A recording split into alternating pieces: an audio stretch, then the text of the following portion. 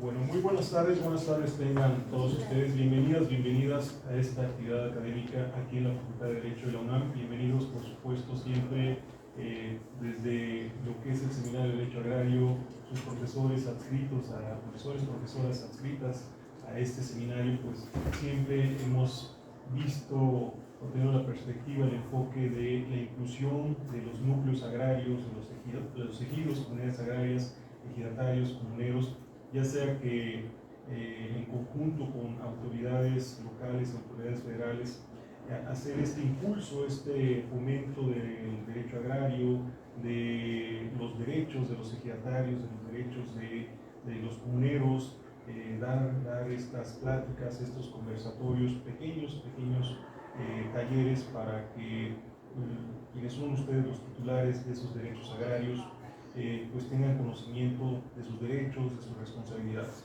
Y pues hoy 4 de noviembre, tenemos la oportunidad de hacer este conversatorio aquí en el auditorio Ignacio Burgoa, y el conversatorio se denomina Derechos de los Ejidos, porque también hablaremos en este sentido de los núcleos agrarios, de los sujetos agrarios colectivos, pero también de los derechos de los ejidatarios, los derechos de los comuneros en esa individualidad que tienen en cuanto a son titulares también de derechos agrarios. Y pues en esta ocasión, ahorita vamos a hacer la debida presentación de nuestros compañeros profesores que nos acompañan el día de hoy para ir platicando de estos 3 temas interesantes. Presentamos al maestro José Antonio Cabrera Quintana, profesor aquí de la Facultad de Derecho de la UNAM.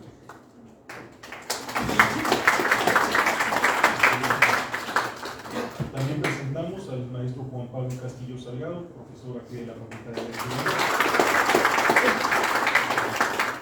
Y también al licenciado Miguel Ángel Quío Hernández, académico aquí de la Facultad de Derecho de la UNAM. Por supuesto, como siempre, como en todas las actividades, agradecemos a nuestras autoridades, a la doctora Sonia Venegas Álvarez, directora de la Facultad de Derecho, también a la maestra Sara Miscal Mayón, secretaria general de esta Facultad de Derecho, y también a la Secretaría de Asuntos Estudiantiles por las facilidades que nos brindan al seminario, a sus profesores que forman parte de este seminario, para que pues, cumplamos con la función que tiene, por supuesto, esta entidad académica, que es precisamente la difusión del derecho agrario, la difusión, el fomento del derecho agrario, que luego se ha ido disolviendo, olvidando un poquito en otras universidades, y aquí lo que buscamos es que siga vigente, que siga estableciéndose, conociéndose para los sujetos agrarios y, por supuesto, para los abogados, próximos abogados, abogadas que se están formando aquí en la Facultad de Derecho. Entonces vamos presentando tema por tema. Le corresponde iniciar al licenciado Miguel Ángel Quío Hernández. Como dijimos, él es académico aquí en la Facultad de Derecho. Nos hablará de lo que es precisamente el aprovechamiento de tierras ejidales. Vamos a ver esta parte teórica, vamos a ver también algunos acercamientos a la práctica, y vamos a presentar, como es debido, al licenciado Miguel Ángel Quío Hernández. Es licenciado en Derecho por la UNAM, con mención honorífica, abogado postulante desde hace 7 años en materia de amparo, derecho agrario, civil y mercantil. Diplomado en Derechos Humanos y también en diplomado de amparo por la Suprema Corte de Justicia de la Nación. Actualmente es académico adscrito al Seminario de Derecho Agrario de la Facultad de Derecho. Adelante, por favor, señor maestro. Muchísimas gracias. Muy buena tarde. Les agradezco a todos su presencia. Es un placer para mí exponer estos temas, no sin antes también agradecer al maestro Leonel Pantoja Villalobos, quien la oportunidad que me está brindando un servidor para presentar pues, estos temas que consideramos trascendentales para su debido conocimiento. Además de expresar pues, bueno, la gratitud y la gratitud, compartir mesa con este panel. Maestro Leonel Pantoja, maestro Quintana, maestro Juan Pablo, muchísimas gracias. Gracias, de verdad. Dicho sea de paso, fueron integrantes de mi sínodo cuando me titulé.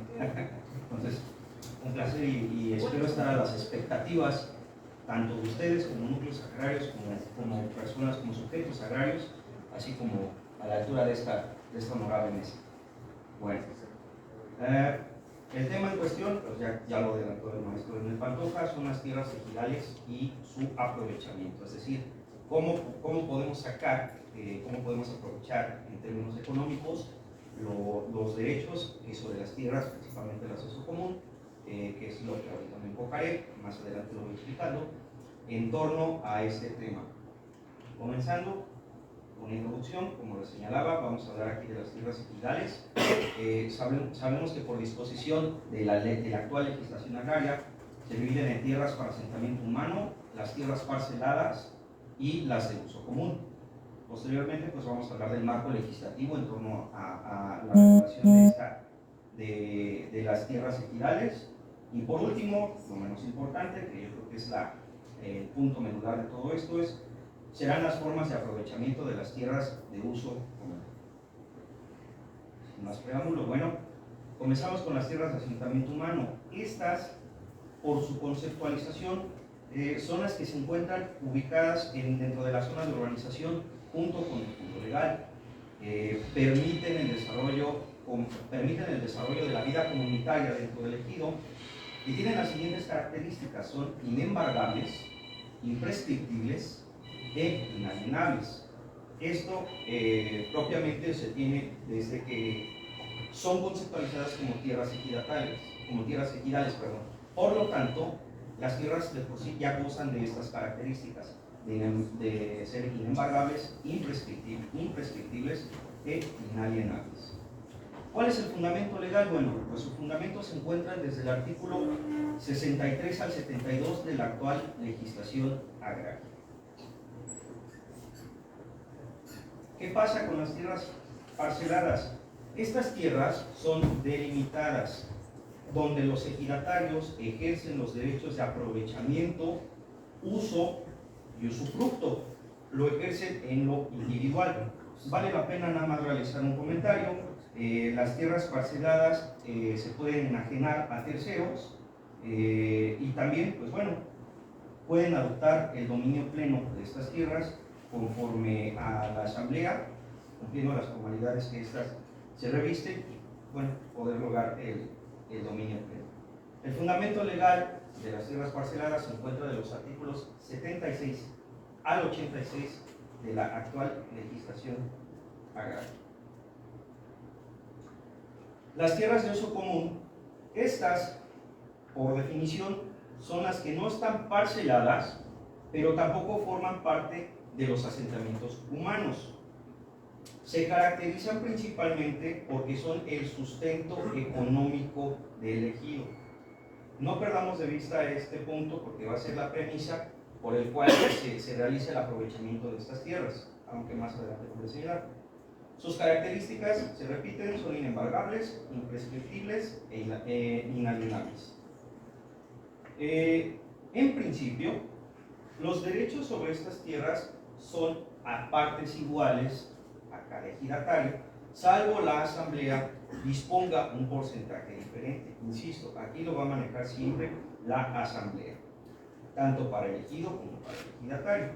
El fundamento legal, pues bueno, se encuentran reguladas estas tierras de uso común de los artículos 73 al 75 de la Ley Agraria Vigente. Sobre este tema, insisto, va a versar esta exposición, sobre todo pues de su aprovechamiento. Bien, ¿cómo se materializa o cómo se manifiesta o en la práctica cómo se puede realizar este aprovechamiento de las tierras? En primer lugar, cabe señalar que la asamblea, que es la asamblea la que va a ser la autoridad para proscribir cuáles van a ser las tierras de asentamiento común. Esto se ve en la fracción décima del artículo 23 de la Ley Agraria, en donde la asamblea, en formalidades especiales, con base en este artículo, va a señalar las tierras de uso común, cuáles van a ser para su aprovechamiento y cómo va a ser su aprovechamiento, de qué forma, en primer lugar. En segundo lugar, tiene que existir una manifiesta causa de utilidad para el núcleo de población, es decir, generar, pues, como la palabra lo dice, un aprovechamiento en beneficio tanto de los ejidatarios en lo individual como de los núcleos de población ejidal en su conjunto. No perdamos de vista esto. Y partimos de la premisa, tiene que haber una manifiesta causa de utilidad en beneficio del ejido. Dos comentarios previos a dar paso a la materialización. El primero es que el uso y el usufructo de las tierras de uso común van a ser o va a versar sobre la materia de los contratos en materia civil. Más adelante voy a exponer este punto. Eso por un lado. Y por otra parte, cuando nos refiramos a cuestiones mercantiles, es decir, en la constitución de sociedades mercantiles, se van a aportar las tierras de uso común únicamente de forma temporal el traslado de dominio. Estas cuestiones van a ser importantes, van a ser uno de los puntos de partida para esta exposición. Como lo señalaba, uno de los principales aspectos en los que se pueden aprovechar las tierras son los contratos civiles. ¿En dónde encontramos el fundamento de esto? O un ejemplo de esto es en de los artículos 2454 al 2458 de la actual legislación civil federal, el Código Civil Federal. ¿Qué regulan estos? Bueno, pues el arrendamiento de las fincas rústicas. Como lo señalé, me gustaría incluso repetir la diapositiva. En estos casos, cuando se trata de estos contratos de arrendamiento, lo único que se entrega de las tierras de uso común es el uso y el usufructo. En tratándose de las sociedades mercantiles, el marco regulatorio en general de las sociedades mercantiles es la vigente Ley General de Sociedades Mercantiles. Este nombre. Según el artículo 11 de esta legislación, al constituir una sociedad mercantil se aportan bienes. La propia legislación, este artículo que les estoy comentando, señala que se va a trasladar el dominio de aquellos bienes, en este caso de las tierras de uso común. Lo que señalaba, el traslado de dominio va a ser temporal en tratándose en la constitución de sociedades mercantiles. Y esta aportación, desde luego, tiene que manifestarse, tiene que protocolizarse en el acta constitutiva de la sociedad mercantil, principalmente de las sociedades anónimas. Esto lo encontramos en el artículo 95, insisto, de la Ley General de Sociedades Mercantiles. Este es tan solo el primer aprovechamiento de las tierras de uso común, cuando se trata de contratos civiles, cuando se trata de la constitución de una sociedad mercantil. Vamos a dar paso ahora al segundo punto, no menos importante, para el aprovechamiento de las tierras de uso común.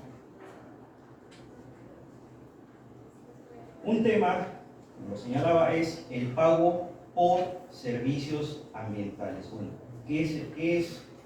¿qué son los servicios ambientales? Un punto de partida para este tema es comprender cuáles son los servicios ambientales.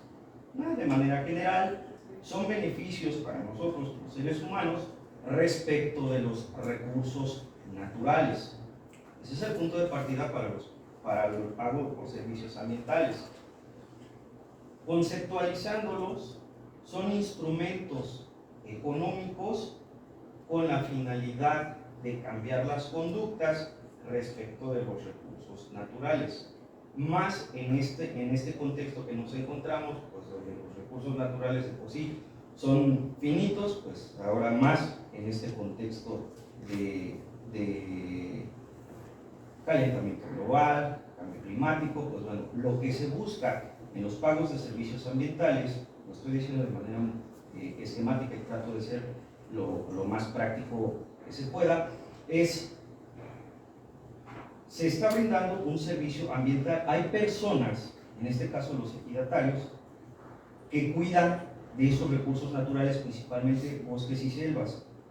¿Qué es lo que se busca? Pagar por este servicio ambiental para efectos de que esos bosques, esa selva, puedan continuar ofreciendo esos servicios ambientales que de por sí son inherentes. Este es un instrumento entonces para el aprovechamiento de las tierras de uso común principalmente bosques y selvas.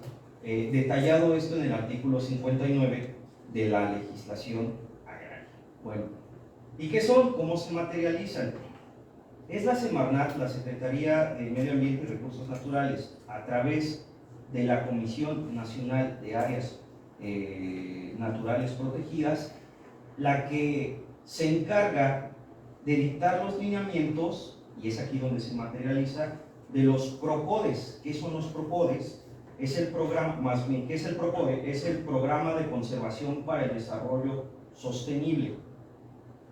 Emite una convocatoria, esta convocatoria hay que cumplir requisitos, y estos requisitos, una vez cumpliéndolos, pues bueno, se materializa en apoyos económicos que se brindan para que las comunidades ejidales y los ejidatarios como tal sigan preservando de estas tierras de uso común, principalmente bosques y selvas, y se materialice este pago por servicios ambientales. Vale la pena realizar algunos comentarios en torno a esta segunda forma de aprovechamiento de las tierras de uso común. En primer lugar, no hace falta constituirse como una sociedad. No hace falta tampoco ser parte de una organización civil u organización no gubernamental. No. Aquí estos apoyos se entregan de forma directa a los ejidatarios o a las comunidades ejidales. ¿Qué es lo único que hay que acreditar? Pues personería, o como se le llama, la personalidad comúnmente. Es un debate conceptual que yo traigo, no pasa nada si le dicen personería, personalidad. ¿Cómo? Pues con el decreto rotatorio, con el decreto presidencial, con el cual se haya constituido el ejido, principalmente. Ya de ahí, pues bueno, una persona que va a ser él o la representante legal de ese ejido y cumplir los lineamientos que al efecto emita la propia CONAM a través de este programa de conservación para el desarrollo sostenible. Ese es un primer comentario que vale la pena. Un segundo comentario, pues bueno, no es materia como tal, pero vale la pena señalar que se dividen estos apoyos en tres grandes rubros. Se otorgan apoyos para estudios técnicos, como el ordenamiento territorial y comunitario. Ese es un primer punto. El segundo, pues son cursos de capacitación, como educación ambiental o la aplicación de nuevas tecnologías. Un tercer rubro son proyectos, que a su vez los proyectos se subdividen en restauración de ecosistemas con actividades productivas o bien de lleno, pues actividades productivas, como el establecimiento de terrazas, plantaciones forestales, captaciones de agua, entre otros rubros. Estos van a ser principalmente algunos de los lineamientos, de las formas más bien en las que se pueden entregar los apoyos según los propios lineamientos y la convocatoria para quien deseen formar parte de los PROCODES. Insisto, no es necesario constituirse como alguna sociedad o algo por el estilo, simplemente los ejidatarios que acrediten personería como tal, se les puede otorgar este apoyo. Y esta, insisto, es una segunda forma. Para el caso aquí de la Ciudad de México, vale la pena también hacer este tercer comentario. Actualmente se reconocen 5 alcaldías que lograron pertenecer o formar parte de estos apoyos, de los PROCODES. Principalmente es la Gustavo Amadero, Iztapalapa, Tláhuac y Tlalpan. Se desarrollaron 5 proyectos y en conjunto me parece que se les otorgaron, si mal no recuerdo, más de 500,000 pesos. Por obvias razones, bueno, más bien por razones de transparencia y por los datos que se manejan, pues no nos señala más la convocatoria acerca de quiénes o qué proyectos fueron a los que cumplieron con los requisitos para acceder a los PROCODES. En suma, insisto, esta es una segunda forma de obtener un aprovechamiento de las tierras de uso común a través del programa de PROCODES por medio de esta característica que son los pagos por servicios ambientales. Vamos a continuar con una forma más de aprovechamiento que son las sociedades cooperativas. Estas sociedades se encuentran su fundamento en la Ley General de Sociedades Cooperativas. Actualmente su última reforma fue del 16 de abril del 2025 data de hecho del 13 de agosto de 1994. ¿Cuál es la diferencia con una sociedad anónima o con una sociedad mercantil?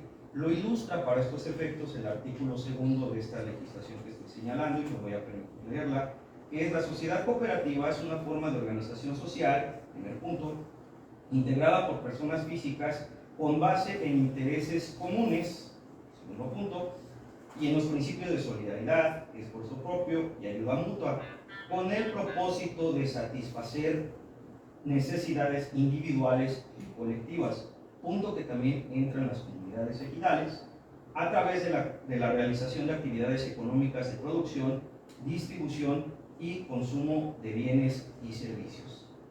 Las aportaciones que se pueden realizar para constituir una sociedad cooperativa y seguir con estos lineamientos que nos señala el artículo 2 son, desde luego, las tierras. ¿Qué es lo que se entrega de las tierras o cuáles son los derechos que se otorgan para obtener el aprovechamiento de estas tierras? Pues el uso y aprovechamiento de las tierras de uso común. Esto también contemplado en el artículo 16 de esta Ley General de Sociedades Cooperativas, que se tienen que entregar incluso las tierras con su respectiva valuación para determinar, pues, bueno, el monto, o más bien lo invertido por parte de los ejidatarios a una sociedad cooperativa. Pues en resumen, estas son tres formas de obtener un aprovechamiento de las tierras de uso común, que es a través de la formación de una sociedad cooperativa, de los pagos por servicios ambientales que se materializan a través de los PROCODES, y desde luego a través de contratos civiles o la formación de una sociedad mercantil. Quedo a sus órdenes y les agradezco mucho la atención.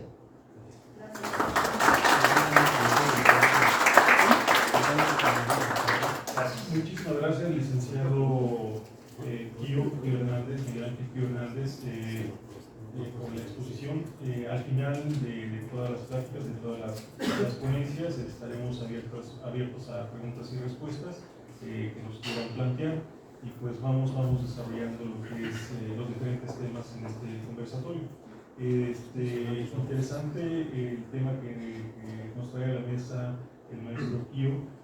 Por supuesto, tiene que ver con ese aprovechamiento al que tienen derecho los núcleos agrarios y desintegran los núcleos agrarios, que son los ejidatarios, los primeros, pero también en diferentes formas. Ya vieron que puede ser desde el uso, aprovechamiento de sus tierras, puede ser algo más complicado, y hay que tener cuidado esta transmisión del dominio para constituir una sociedad mercantil, y otras más viables, por decirlo así, y que también más cercanas a la sostenibilidad, a la sustentabilidad, que son el pago por servicios ambientales.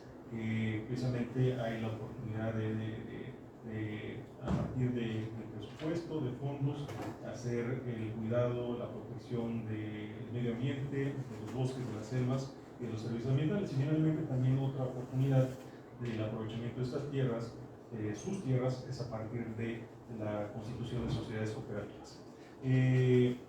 Antes de continuar, por supuesto, agradecemos a los diferentes núcleos agrarios que están aquí presentes. El ejido San Andrés Totoltepec, también está con nosotros representantes del ejido El Guarda o Parres, también del ejido Magdalena Petlacalco, y también del ejido San Nicolás Totolapa y Totolapa.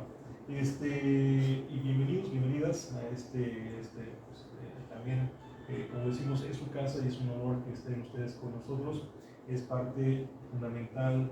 La universidad, la Facultad de Derecho, se debe pues a la sociedad, al pueblo. Entonces pues es importante mantener esta interacción. Por supuesto, saludamos también al maestro Pascual Morales Pérez, que nos acompaña y que siempre nos ha apoyado en el seminario. Muchísimas gracias, maestro. Y también, por supuesto, a la licenciada Elena Sandoval Torres, que amablemente se acercó al seminario y que empezó con esta iniciativa, y que fuimos incorporándonos, organizándonos, y pues ya estamos aquí en este primer conversatorio. Ojalá que sea de muchos y que cada vez sea más grande el auditorio, para que pues estemos platicando, trabajando, haciendo esa retroalimentación. Y pues corresponde al segundo tema, este segundo tema que nos estará platicando el maestro Juan Pablo Castillo Salgado.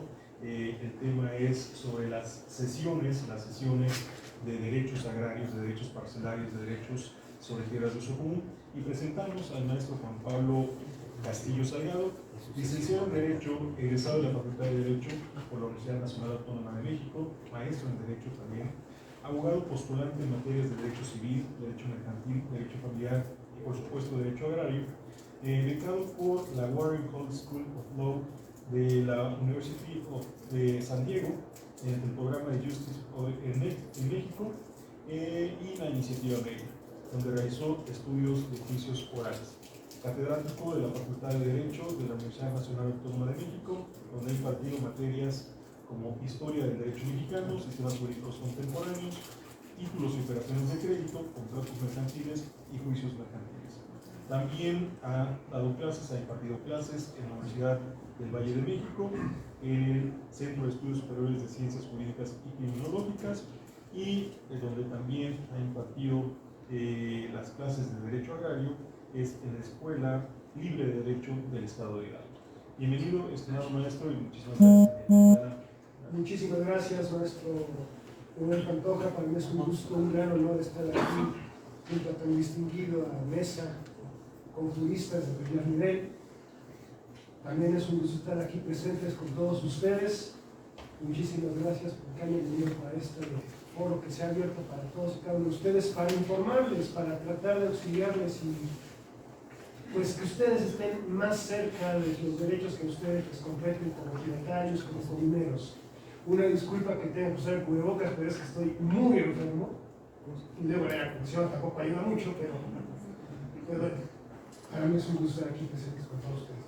Voy a tratar de hacer una exposición un tanto breve, que va enfocada más que nada a preguntas que yo creo que ustedes están haciendo con motivo del tema de la sesión de derechos.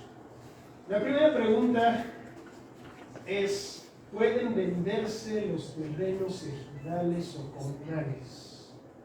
En ese tenor, nosotros hay que irnos un poco a la parte histórica. Antes de la reforma del artículo 27 constitucional y la promulgación de la actual ley agraria de 1992, las tierras del ejido y la comunidad agraria eran de la nación y los campesinos solamente tenían derecho a trabajarla. Inclusive ustedes recordarán de la ley de 1971, la ley Echeverría, que si no trabajaban la tierra de manera continua por 2 años y no tenían producción, se les podía privar al ejidatario o al comunero de esa superficie. Desde esos tiempos, pues bueno, hubo muchísimos problemas con tal situación. Se trataba de buscar la producción forzada de diversos productos. Sin embargo, pues bueno, esa situación cambió para 1992. Hoy por hoy, las tierras son propiedad del ejido y de la comunidad agraria.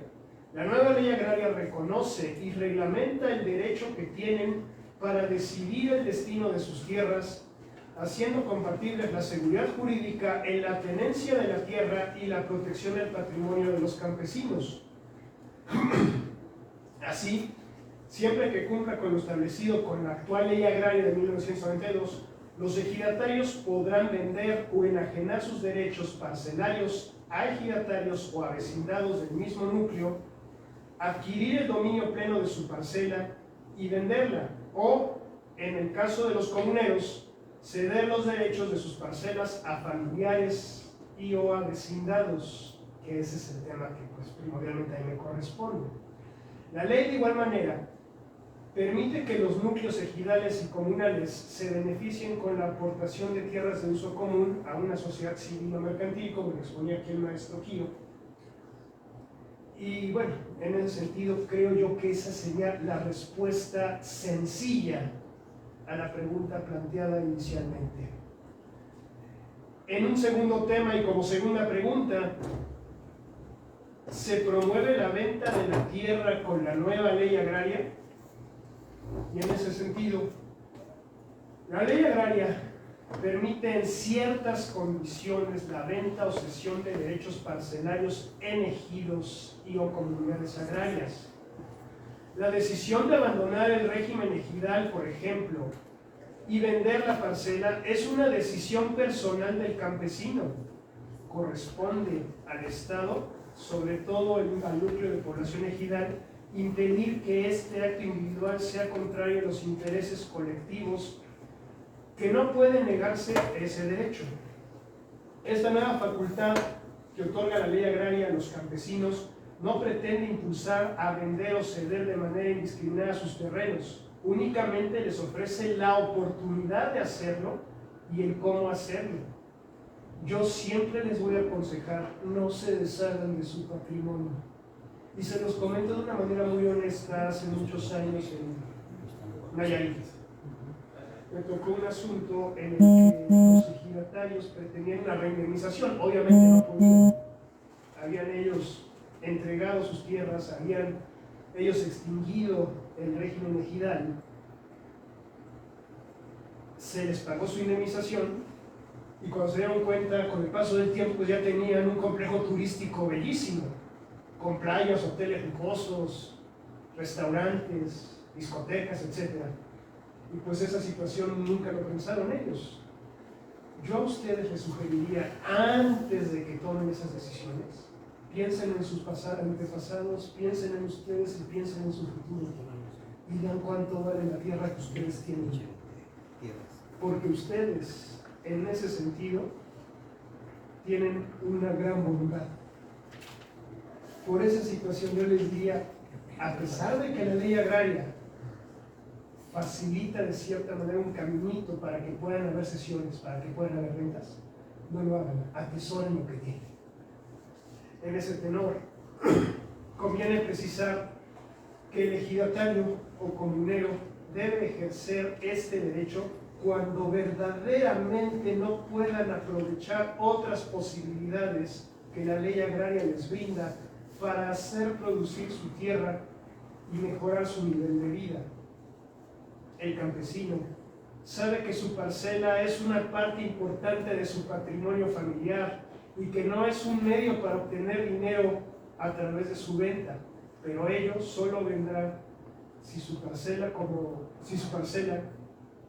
no tiene realmente otro destino, otro uso. Véanlo como una última circunstancia.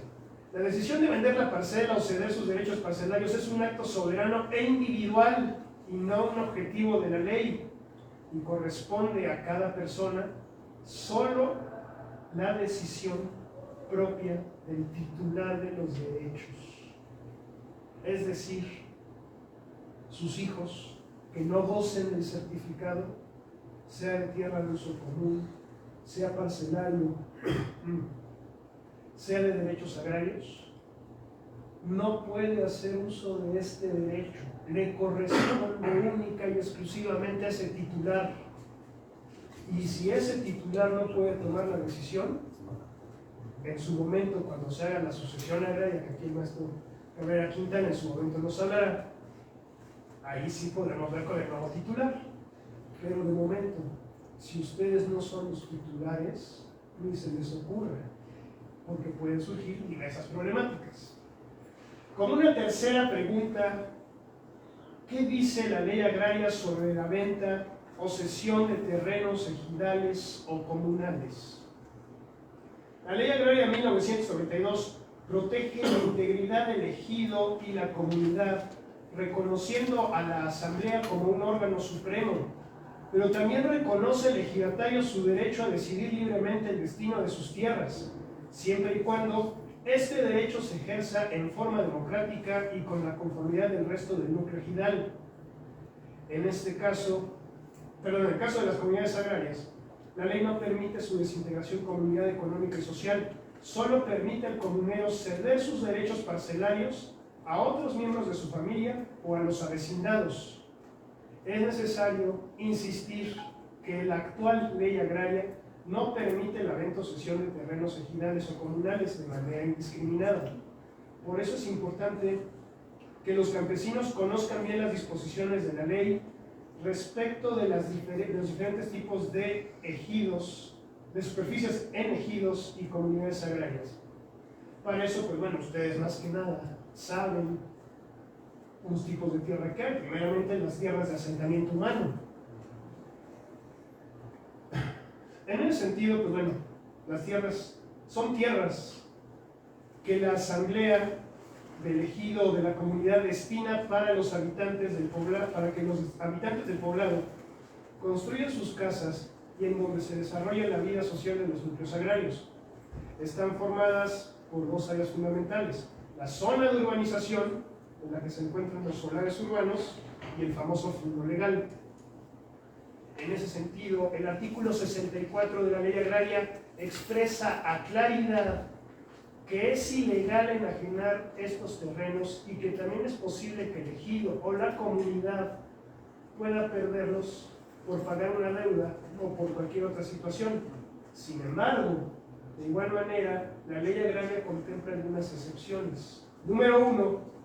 El núcleo de población puede aportar tierras de asentamiento humano al municipio o entidad federativa correspondiente, únicamente para dedicarlas a los servicios públicos. Y número 2, los titulares de los solares son propietarios plenos y pueden enajenarlos según las normas del derecho común, el derecho civil.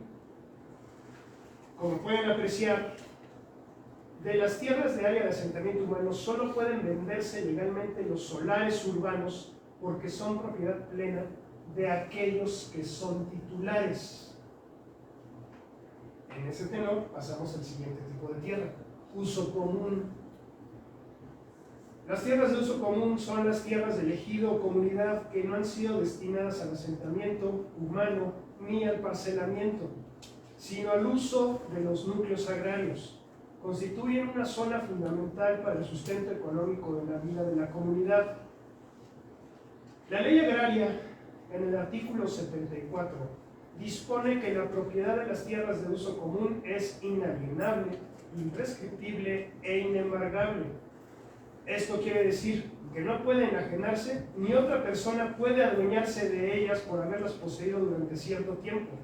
Tampoco se pueden retener para cobrar deudas algunas. Los núcleos de población podrán, sin embargo, aportar tierras de uso común para la constitución de sociedades mercantiles y sociedades civiles, las que también el maestro Kio comenta, sobre todo la cuestión de las uniones de ejidos, sociedades rurales, etc. Y todo un procedimiento que pues tiene una estrecha vinculación con el derecho mercantil y sobre todo con la Ley General de Sociedades Mercantiles, que también aquí acertadamente nuestro maestro expuso. Con lo anterior, quiero que quede claro que estas tierras no se pueden vender y en ningún caso el ejido o la comunidad puede perderlas. Y aguas también, porque ya me han tocado, y sobre todo en el Estado de México, que algún ejidatario mañoso se apodera de las tierras de uso común y empieza a usarlas para vender, para fraccionarlas, y eso es indebido. Tengan cuidado con ese tipo de detalles. Yéndonos a la última parte, existen las tierras parceladas. Son las parcelas asignadas de manera individual a ejidatarios o comuneros, a quienes la Ley Agraria otorga el derecho de aprovecharles directamente para su beneficio personal. Para ello, es preciso que la asignación parcelaria se realice conforme a lo establecido en el artículo 56 de la Ley Agraria y, en consecuencia, el RAN expida los certificados de derechos parcelarios que identifiquen la ubicación, límites y colindancias de cada parcela. Los campesinos que sean titulares de derechos agrarios pueden conceder el uso o usufructo a la formación de sociedades civiles o mercantiles, de conformidad al artículo 79 de la Ley Agraria. En ese aspecto, la Ley Agraria establece tratamientos diferentes para las parcelas ejidales y comunales. Para los ejidos, la Ley Agraria nos dispone que pueden enajenarse los derechos parcelarios únicamente a otros ejidatarios o avecindados del mismo núcleo de población, tal cual opera en el artículo 80 de dicha ley. Perdón.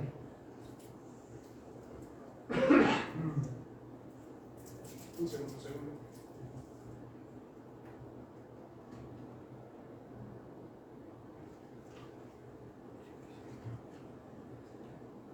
Una disculpa. Según este artículo, el artículo 80, para que esta operación sea válida, se requiere, número 1, que el ejidatario que enajene sus derechos sea titular de los derechos parcelarios. Número 2, que la persona que adquiera la parcela sea ejidatario o avecindado del mismo núcleo de población. Número 3, que ambas partes expresen por escrito su voluntad para realizar este acto en presencia de 2 testigos. 4, que se notifique al RAN.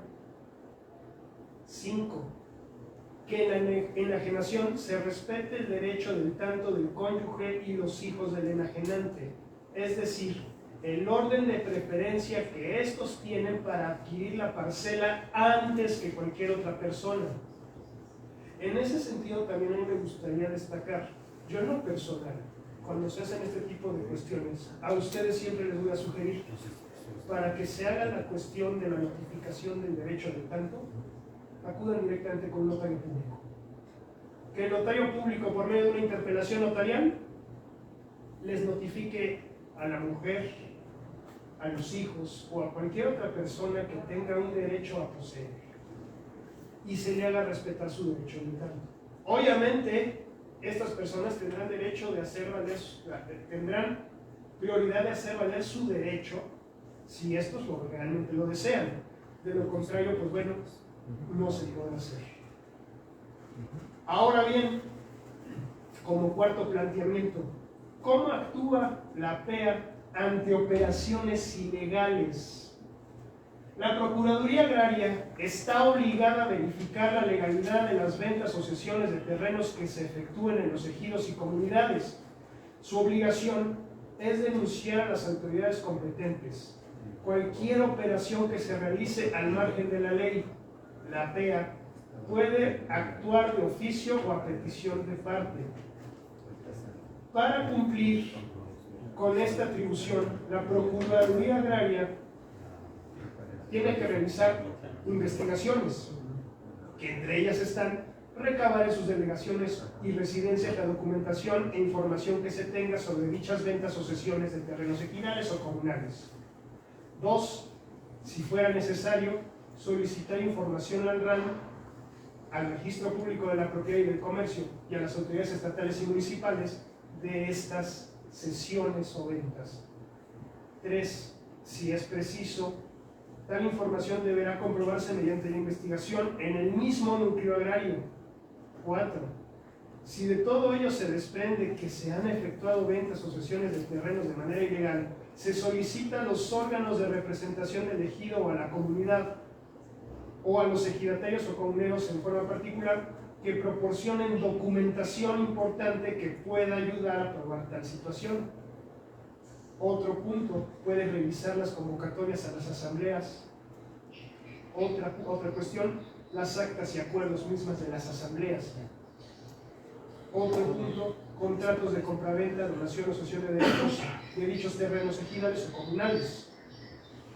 La PEA agilizará todos los documentos para determinar si en tales operaciones de transmisión de la propiedad o cesión de derechos se ha cumplido con lo que se establece en la misma ley agraria. Si la investigación concluye que se ha violado la ley y que la operación es nula de manera absoluta, la PEA deberá demandar la nulidad ante el tribunal unitario correspondiente de acuerdo a lo que hace a la ubicación.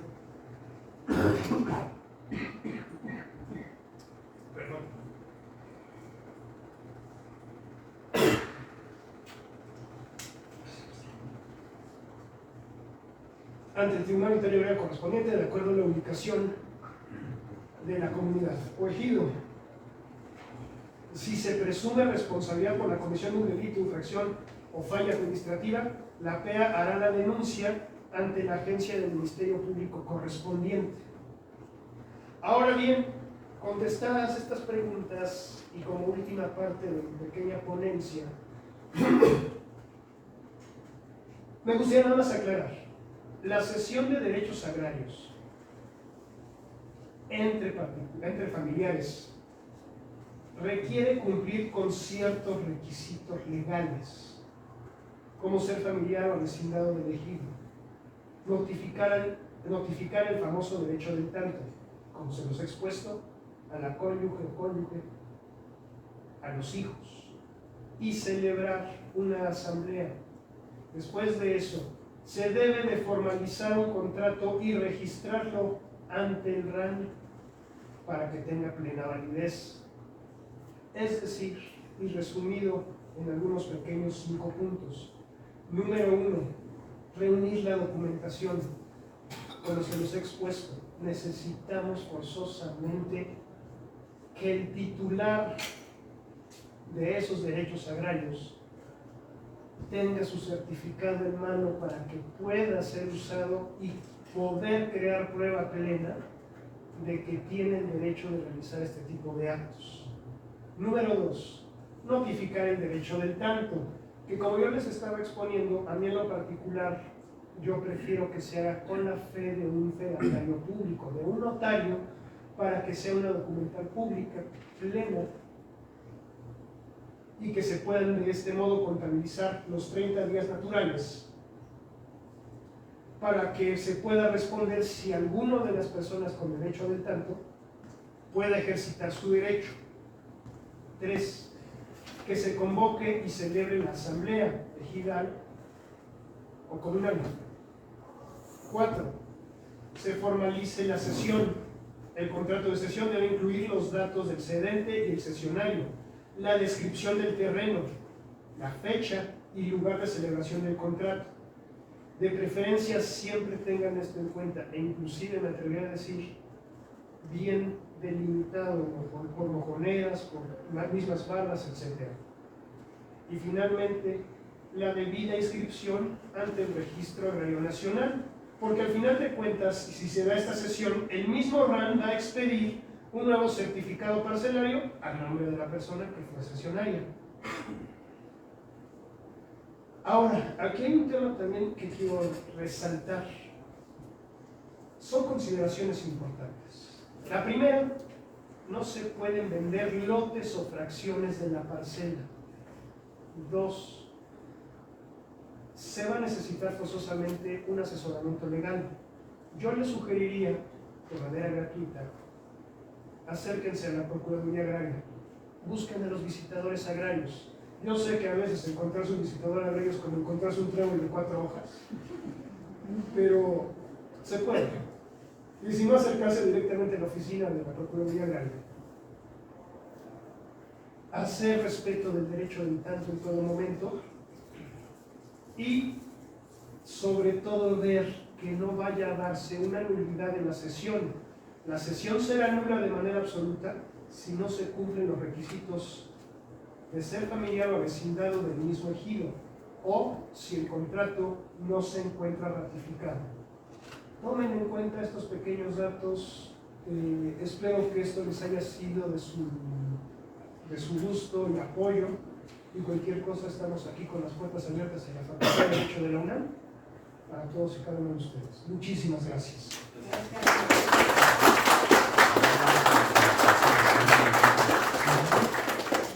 Muchísimas gracias, maestro Juan Pablo Castillo Salgado, y doblemente gracias porque sabemos que está enfermo de la garganta y aún así nos ha acompañado. Muchísimas gracias, maestro. Y pues algunas cuestiones importantes.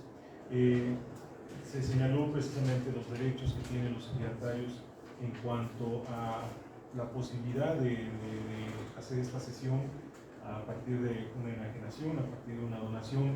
La ley establece estos derechos, pero también la misma ley establece cuáles son los procedimientos para que precisamente sean completamente válidos, para que no haya problemas posteriormente, y eso es lo que hay que ir considerando.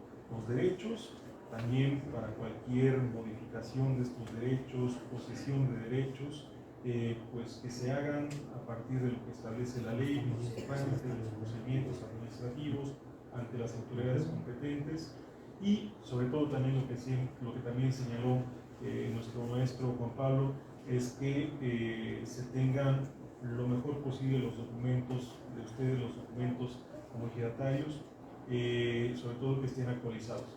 Estos certificados parcelarios, estos certificados de derechos sobre tierras de uso común que estén debidamente actualizados. Y también pues en este cambio de tema que a continuación proseguiremos, agradecemos también la presencia de CORENAT, que es la Comisión de Recursos Naturales y Desarrollo Rural, que también nos acompaña en esta ocasión. Agradecemos también ese interés, y pues también el interés es mutuo cuando nos hacen la invitación por parte de las autoridades agrarias, las autoridades de desarrollo rural, pues también estamos presentes. Pues vamos a nuestra tercera.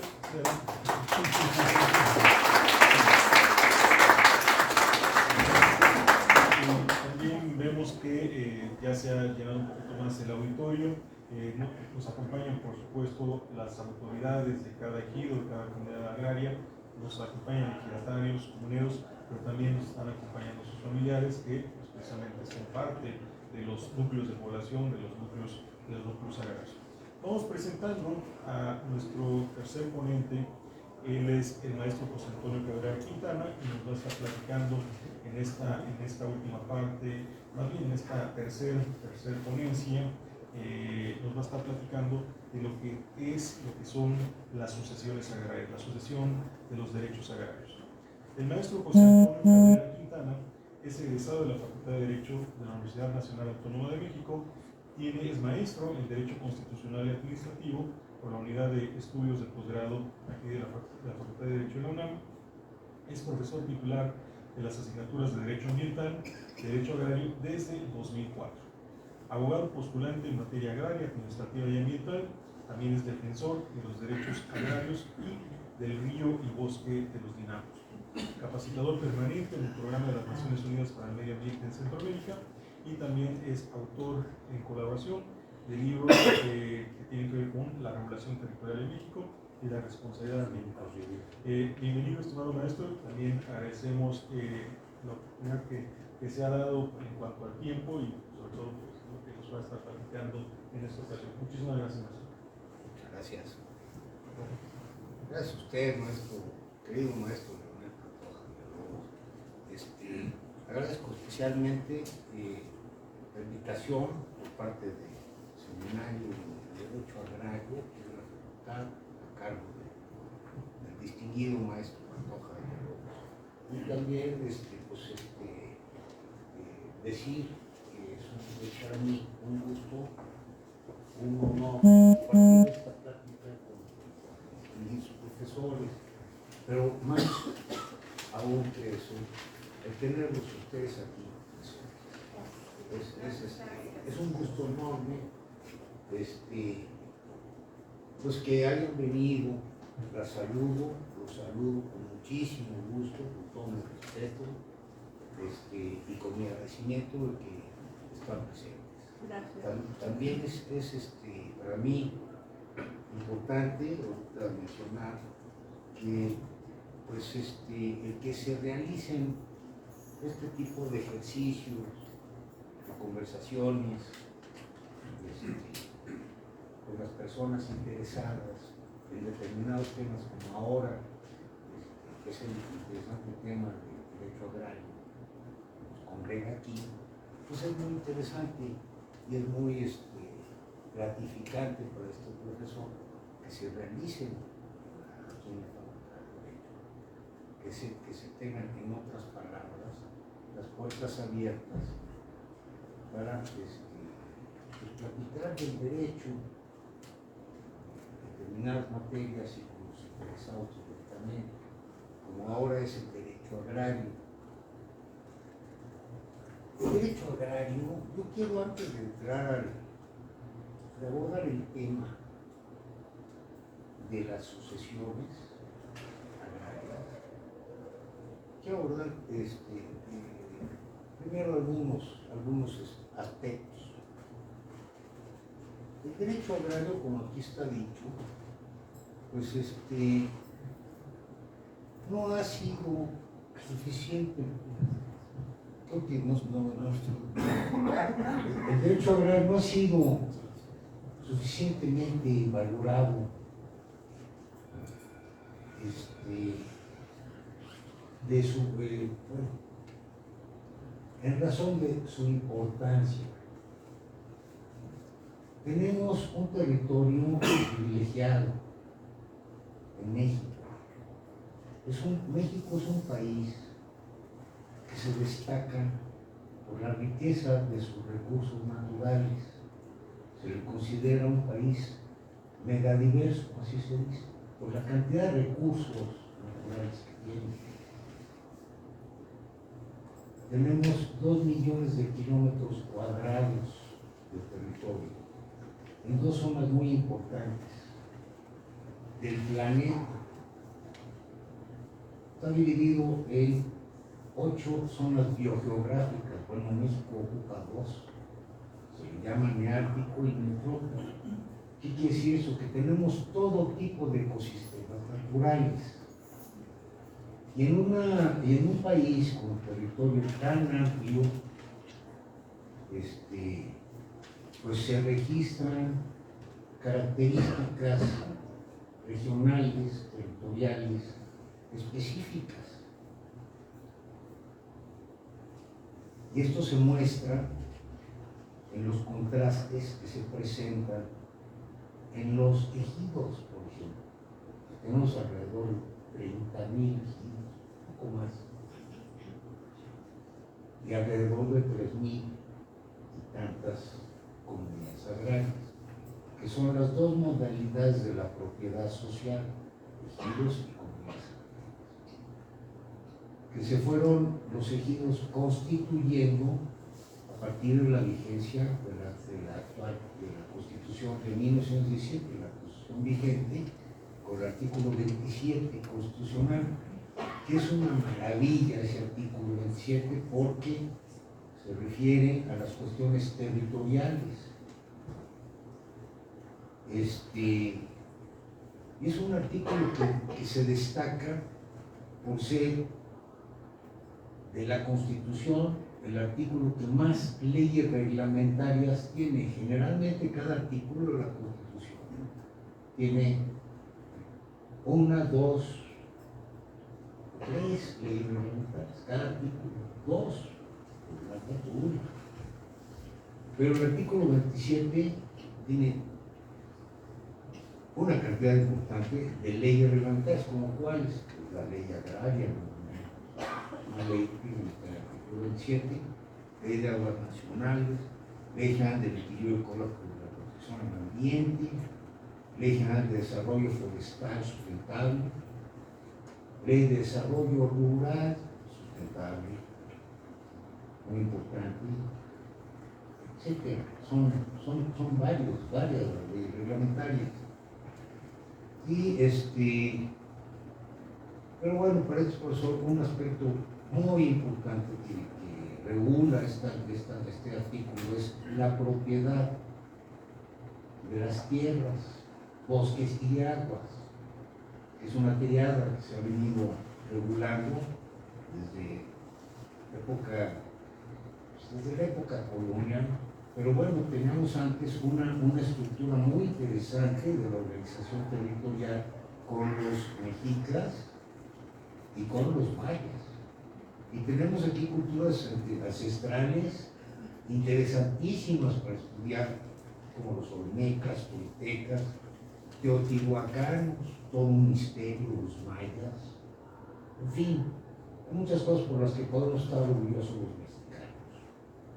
Y una de ellas es nuestra riqueza cultural, nuestras tradiciones. Tradito es entrega. Entonces, lo que tenemos como mexicanos es muy importante. Y bueno, la cuestión territorial tiene su chiste. Hay que comprenderla. Yo les digo a mis alumnos, alumnas que tenemos aquí, que para entender el derecho agrario necesitamos hacer una revisión histórica de las cuestiones territoriales en México. Hay un autor muy destacado, pionero, la materia, Lucio Mendieta y Núñez, que comenta que la historia, la esencia de la historia de los mexicanos es la tierra. Yo coincido con el doctor Lucio Mendieta y Núñez, que escribió un libro muy interesante que se llama el problema agrario en México. Es de los básicos.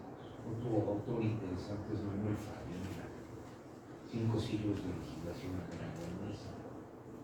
Y los imprescindibles son los recientes, presentados por la doctora Marta Chávez Padrón. De hecho, ella tiene, por ejemplo, que sugiero la lectura de esta materia. Váyase familiarizando, es importante. Yo siempre sugiero, revisen la ley agraria, sin decir, oye, ven esto que he oído que es difícil, tiene sus dificultades el derecho agrario. No tantas. La ley agraria, como tantas otras leyes, tienen una estructura, se abordan temas específicos estructuradamente, y si nos abocamos a detenernos a ver qué va diciendo la ley, primero ver su estructura. En la ley agraria hay que revisar, para los que son ejidatarios, obligadamente, título primero, segundo, que son breves. Por ejemplo, en el título primero, disposiciones preliminares, son nada más 3 artículos. Artículo primero, la presente ley es reglamentaria, artículo 27 constitucional, como está dicho. Artículo segundo, también como está aquí expresado. En lo no previsto en esta ley se aplicará supletoriamente. Quiere decir, pues se entiende, ¿verdad? Supletoriamente, si no está previsto algún tema que incida en la aplicación de esta ley, se aplicará supletoriamente la legislación civil y la mercantil, como sea a favor de expresar los maestros queridos maestros que me antecedieron la palabra, dependiendo de la materia. Por ejemplo, civil, me preguntas, a ver, por ejemplo, civil, importante ver, además de los artículos que comentaron el maestro Pío, el maestro Castillo, los aspectos de la posesión. Ese es todo un tema en nuestra materia, la materia agraria. Este profesor se atreve a decir que tan importante es el derecho agrario, la propiedad como la posesión. Se tiene aproximadamente, más o menos no es tan fácil calcular, pero se tiene aproximadamente registrado que son 5,5 millones casi de sujetos agrarios titulares de derechos sobre tierras, y de los 5,5 millones, de los tales, el 25% son posesionarios. El posesionario es muy importante. Obviamente las tierras son susceptibles de ocuparse, y al hacerlo se vuelve uno o propietario o poseedor, dependiendo el origen de mi propiedad o posesión. En el Código Civil se regula la posesión puede ser originaria o derivada.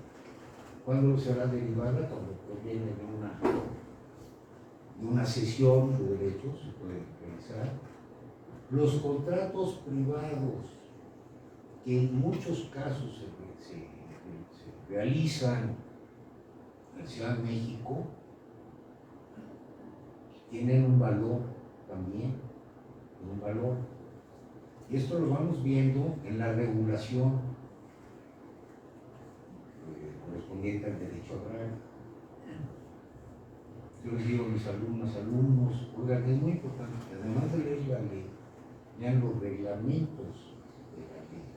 También, así como cada artículo tiene una ley reglamentaria, cada artículo constitucional, cada ley tiene un par de reglamentos, regularmente uno, dos.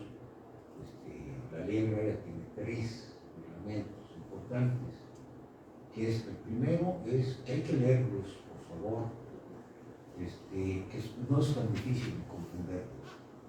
Es el reglamento de la ley agraria en materia de certificación de derechos agrarios y titulación de solares,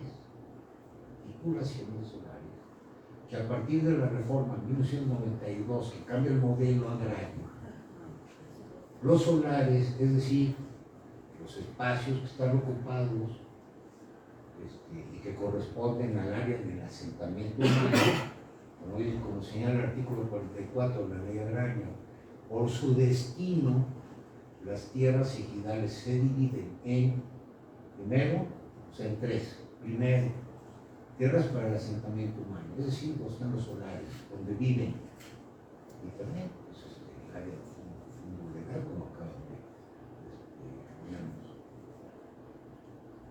tierras de uso común y tierras parceladas. Y la ley agraria, en el título 3, que es en donde ya aborda el tema de los ejidos y las comunidades agrarias,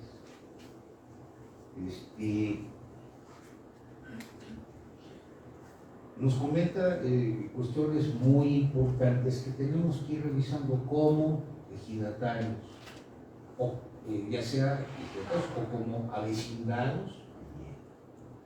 Y antes de ver qué dice la ley agraria respecto a esto que está contado su servidor, es decir, cómo está organizada por secciones, primero se ocupa del título 3 de los ejidos y comunidades, se ocupa de disposiciones generales, es un capítulo primero, tiene 3 secciones. Sección primera, disposiciones generales; segunda, de los ejidatarios y avecindados, cuantísimo, casi todos los ejidos tienen avecindados, no nada más, ustedes lo saben muy bien. Sección tercera, de los órganos del ejido, ustedes saben, la asamblea, que es cuando se congrega previa convocatoria los titulares de derechos que aparecen en el decreto de dotación, de constitución de ejidos a partir de 1917, o bien, eso es lo que conoce ejidos, desde una comunidad agraria, el decreto de titulación, reconocimiento de bienes comunales, o sea, de restitución a través de una acción restitutoria que el presidente tiene la facultad de ejercer y todavía está vigente. No así la dotación, porque el reparto agrario inicia en 1917 y concluye en 1992, que no hay más reparto agrario. De hecho, los ejidos y las comunidades, que son las dos modalidades de los núcleos agrarios en México, ejidos y comunidades agrarias, son propietarios del 51% del territorio nacional, imagínense nada más. La mitad del territorio de México está sujeta al régimen de propiedad social. Son ejidos, son comunidades. El 80% de los bosques están sujetos a la propiedad social. Por ejemplo, entonces es muy importante que los sujetos agrarios conozcan sus derechos. ¿Cómo los van a conocer? A través de la lectura de la ley. Hay que perderle el miedo, hay que encontrarle la lógica. Primero, ¿qué estructura tiene? Entonces, ¿quiénes son sujetos agrarios? Esa es una pregunta necesaria de aclarar. El artículo 135 de la ley agraria, que corresponde al título séptimo, que son 10 títulos de la ley agraria. El título séptimo habla de la Procuraduría Agraria, que se constituye a partir de 1992, cuando cambia el modelo del derecho agrario en México, cambia el modelo y lo hizo para bien.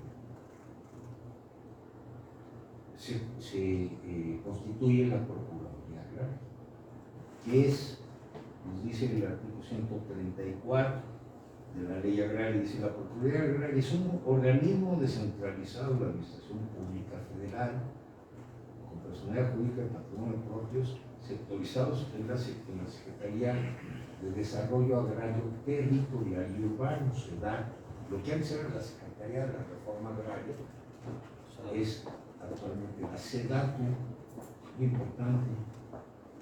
Y dice el artículo 135, ese que quería leerles, por cierto, dice: la Procuraduría tiene funciones de servicio social. Todos los sujetos agrarios tienen la posibilidad de recurrir a la Procuraduría Agraria, y la Procuraduría Agraria tiene la obligación de atenderlos. Todos los sujetos agrarios. ¿Y quiénes son? Aquí mismo en este artículo dice: la Procuraduría Agraria tiene funciones de servicio social y está encargada de la defensa de los derechos de los ejidatarios, comuneros, sucesores de ejidatarios y comuneros, ejidos, comunidades, obviamente agrarias, pequeños propietarios, avecindados. Un avecindado puede recurrir a la Procuraduría Agraria por ostentar la calidad de ser sujeto agrario. Los avecindados tienen sus derechos. Los avecindados, quienes viven dentro de la poligonal establecida, ¿verdad?, los decretos correspondientes, los títulos definitivos, que es diferente a títulos primordiales. Las comunidades agrarias se diferencian de los ejidos porque estas tienen títulos primordiales, cédulas reales, etcétera, mercedes reales, en fin, o sea, documentos antiguos, basados hasta códices. Entonces, es la diferencia. Y se les restituye algo que antes era mío, se está restituyendo, se está devolviendo, eso es restitución. Así se constituyen no se construyen, son comunidades preexistentes que demuestran a partir de 1917 y un poquito antes, en la ley del 6 de enero de 1915, Luis Cabrera, conocido por aquí por el sur, conocen a Luis Cabrera. Pocas personas conocen quién es Luis Cabrera. Bueno, es un ideólogo de la Revolución que es el autor de la ley del 6 de enero de 1915. ¿Y por qué es importante? Porque 2 años antes de nuestra Constitución,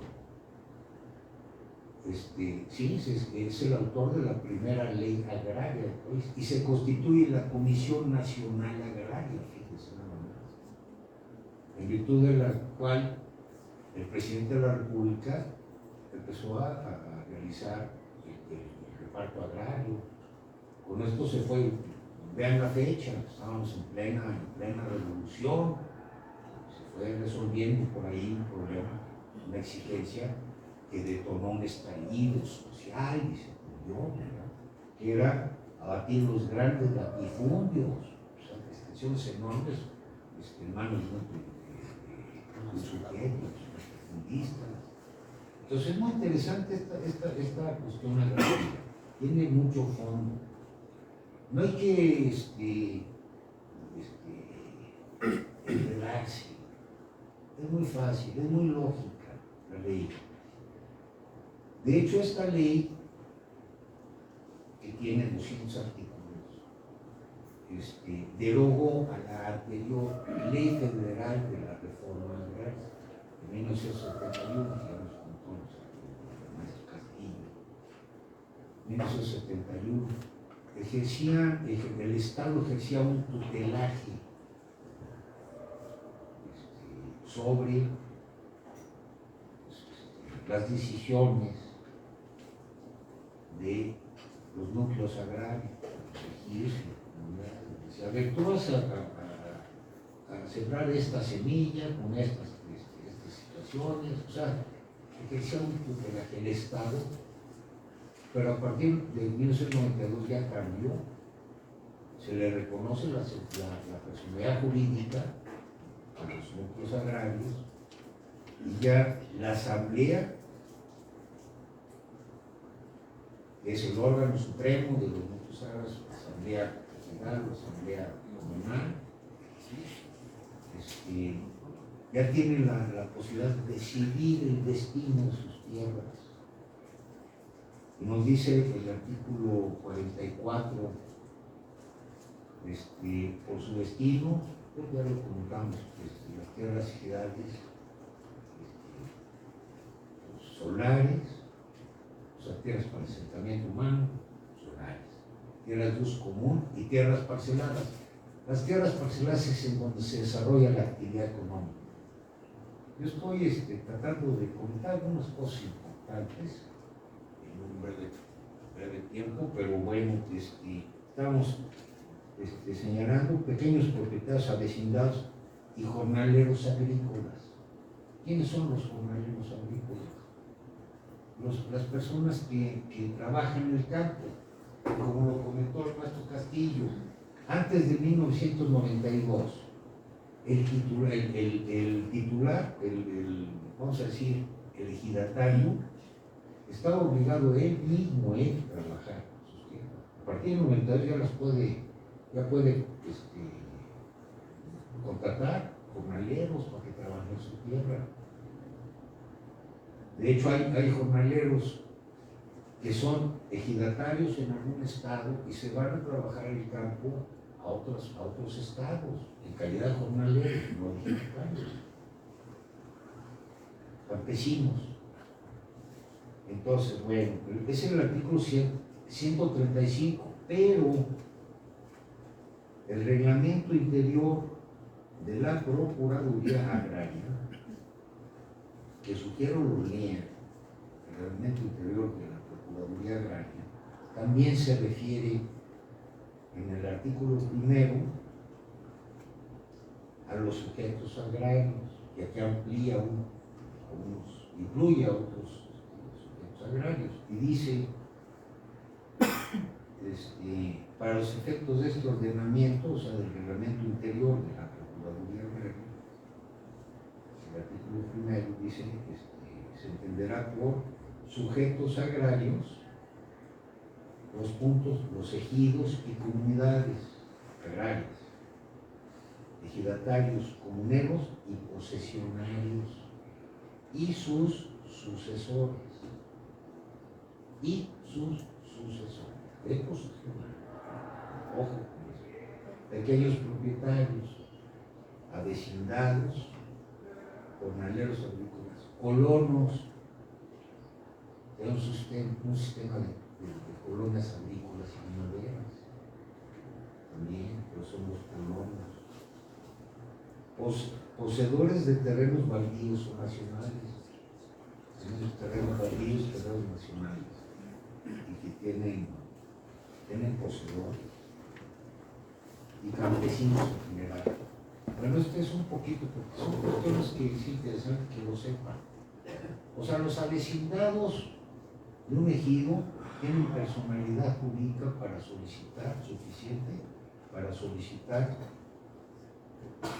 la asesoría, el apoyo de la Procuraduría Agraria. Bueno, no sé cómo andamos de tiempo, ahí vamos bien, 5 minutitos. A ver, entonces vamos a hablar ya de lista de sucesiones. A ver, sería importante primero observar que en realidad no tenemos una cultura la sucesión ejercida y debería de ejercerse. Prácticamente no debe de haber un ejidatario sin que registre en el Registro Agrario Nacional su lista de sucesión. ¿Esto en dónde viene regulado en la ley? Esto viene regulado en el artículo 17 de la Ley Agraria. Es decir, en la segunda sección del título tercero, o sea, de la Ley Agraria, el capítulo primero, dice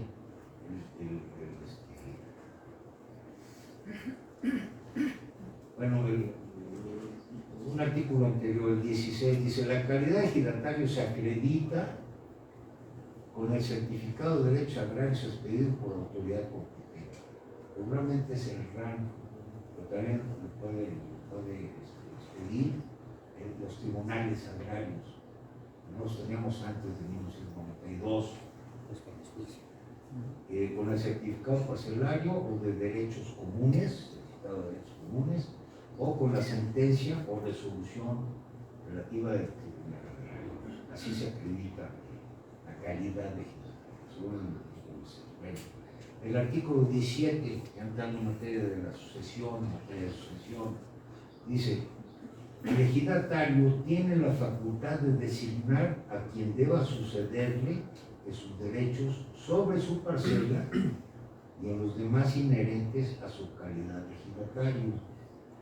Recordemos que los ejidatarios tienen derechos individuales y colectivos.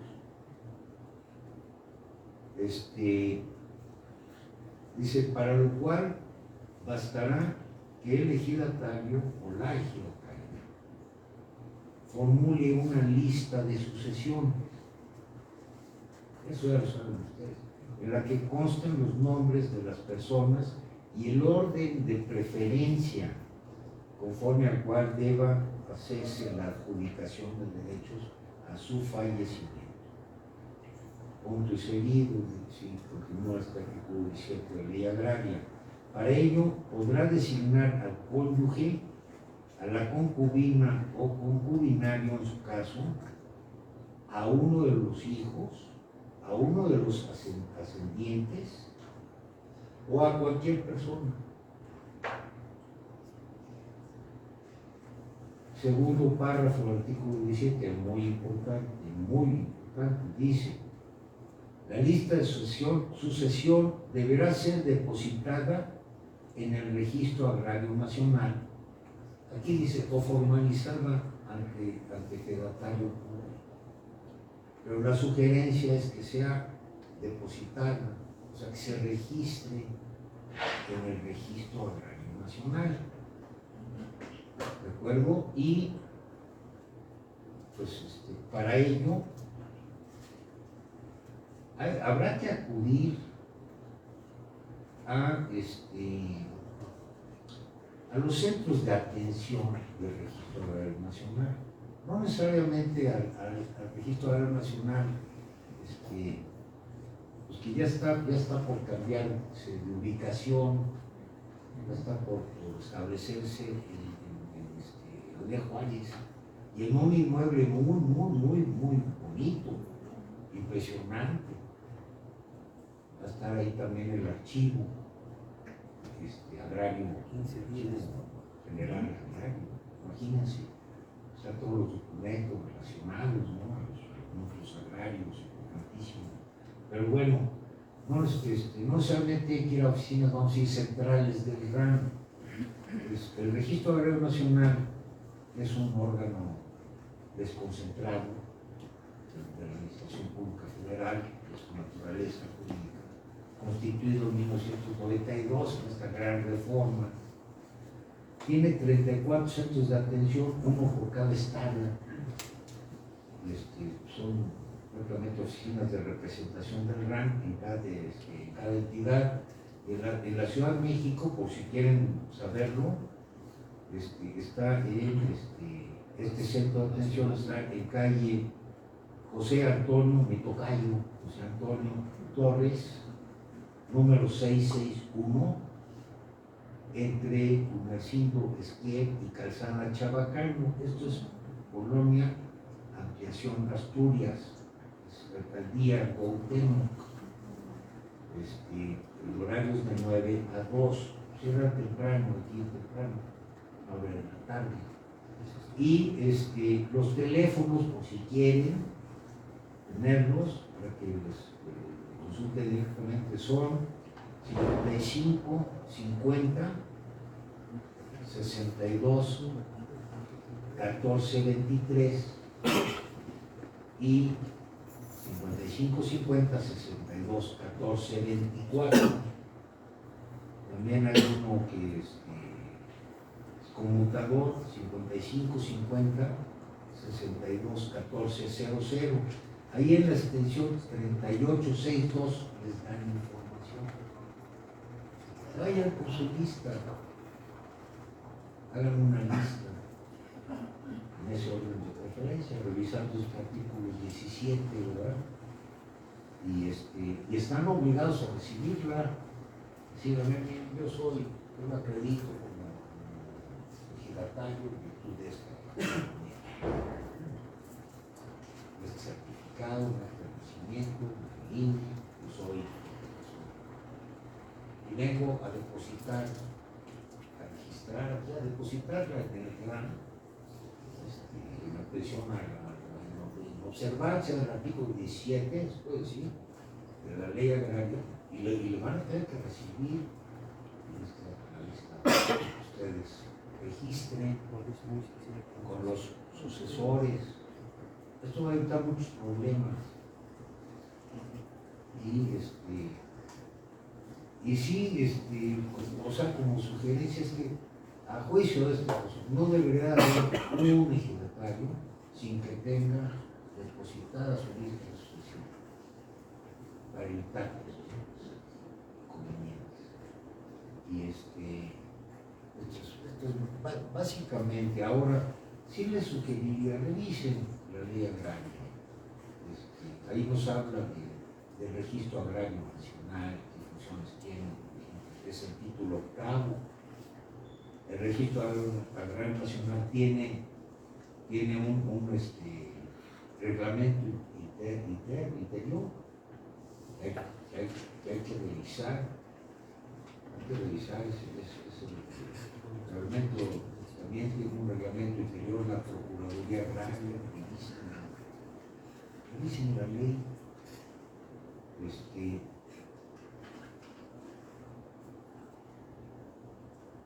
Sociedades rurales, los ejidos tienen características, cada región del país tiene sus características. Creo que ya me estoy entendiendo. Creo que sí, es que a mí me dejaban. O sea, con un micrófono, no voy a empezar a decir mentiras como ahorita. Todos los que tienen micrófonos empiezan a decir mentiras, todos. No sé si coincidan. ¿Sí o no? Todos los que tienen un micrófono, mentiras. Aquí no decimos mentiras. Aquí nada más la neta. Bueno, yo les agradezco.